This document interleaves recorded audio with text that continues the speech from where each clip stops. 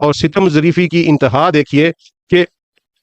رسول اللہ صلی اللہ علیہ وسلم کا وہ بیٹا جس کو رسول اللہ صلی اللہ علیہ وسلم نے کبھی نواسا نہیں کہا، اپنا بیٹا کہہ کر مخاطب کیا، لوگوں نے اسے رسول اللہ صلی اللہ علیہ وسلم کے کندھوں پر سواری کرتے ہوئے دیکھا، لوگوں نے اپنی آنکھوں سے اسے رسول اللہ صلی اللہ علیہ وسلم کی زبان مبارک چوستے ہوئے دیکھا، لوگوں نے اپنی آنکھوں سے یہ دیکھا کہ جب وہ پشت نبوت پر سوار ہو گئے تو سجدے کو لمبا کر دیا گیا، لوگوں نے رسول اللہ صلی اللہ علیہ وسلم کا یہ فرمان اپنے کانوں سے سنا کہ حسن اور حسین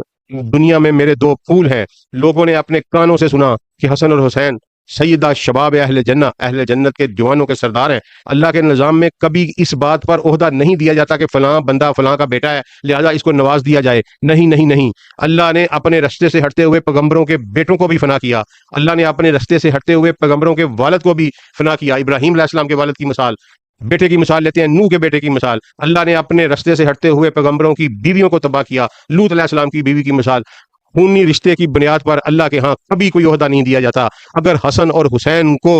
شباب سیدہ شباب اہل جنہ کہا گیا ہے تو ان کے اعمال، ان کا زہد، ان کا تقویٰ اور ان کی قربانی اس قابل ہے کہ ان کو اس انعام سے سرفراز کیا جائے۔ فرق صرف یہ ہے کہ رسول اللہ صلی اللہ علیہ وسلم نے دنیا کے سامنے اس کا اعلان کیا، لیکن اس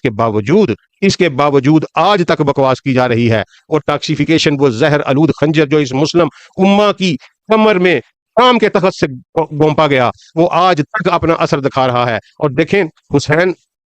ستم ظریفی کی انتہا دیکھیں کہ حسین مکہ گئے، عبداللہ بن زبیر بھی مکہ گئے، حسین نے کوفے کی طرف جا کر قیام کا اعلان کیا، اور عبداللہ بن زبیر نے کبھی بھی یزید کی حکومت کو تسلیم نہیں کیا۔ کسی سنی مولوی کی زبان سے آپ یہ بات نہیں سنیں گے کہ عبداللہ بن زبیر بھی باغی ہے، عبداللہ بن زبیر پر بھی بغاوت کا فتویٰ لگایا جائے۔ یہ بات الو کے پھینک کریں گے تو صرف حسین کے بارے میں کریں گے، اور یہ نااہل لوگ جن کے نسبوں میں پرابلم لگتی ہے، یہ اتنی ٹاکسیفیکیشن ہوئی ہے ان کی کہ ان کو رسول اللہ صلی اللہ علیہ وسلم کے بیٹے کی بغاوت نظر آتی ہے، ان کو کسی اور طرف ان کا دھیان ہی نہیں جاتا۔